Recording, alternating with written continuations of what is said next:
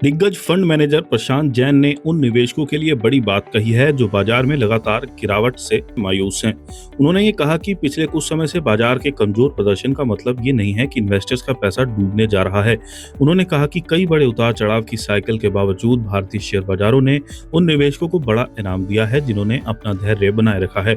Money control के एक programme में जैन ने यह कहा कि इन्वेस्टर्स हमेशा जियोपॉलिटिकल टेंशन, क्रूड ऑयल में उछाल, विदेशी फंडों की खरीदारी जैसी वजहों से डरते हैं। उन्होंने कहा, मेरा मानना है कि रिटर्न कुछ समय के लिए रुक सकता है, लेकिन ये खत्म नहीं हो सकता।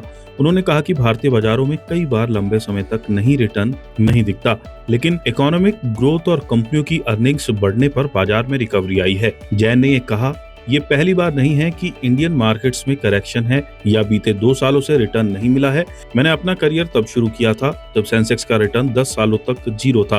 उन्होंने कहा कि बीच बीच में गिरावट के बावजूद लंबी अवधि में भारतीय बाजारों में बड़ा पैसा बना है।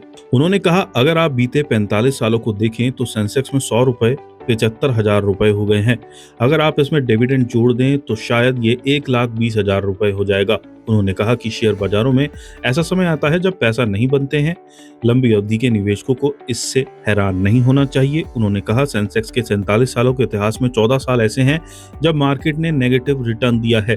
5 साल का एक ऐसा दौर था जब मार्केट ने रिटर्न नहीं दिया। एक बार तो 10 साल तक पॉजिटिव रिटर्न नहीं मिला था। जैन ने कहा कि ऑयल की हाई कीमतें, वैश्विक अनिश्चितता और विदेशी फंडों की बिकवाली जैसे शॉर्ट टर्म चैलेंजेस के बावजूद इंडिया की स्ट्रक्चरल ग्रोथ स्टोरी पर असर नहीं पड़ा है। इसकी वजह यह है कि इकोनॉमी बढ़ रही है और कंपनियों के प्रॉफिट में इजाफा हो रहा है।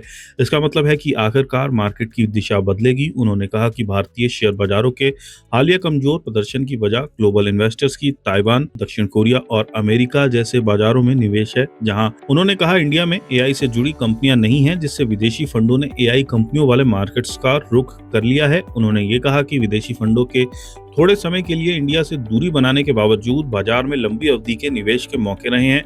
उन्होंने कहा कि इंडिया में निवेश का सबसे अच्छा समय तब है जब करेंसी की चिंता की वजह से विदेशी फंड्स बिकवाली कर रहे होते हैं।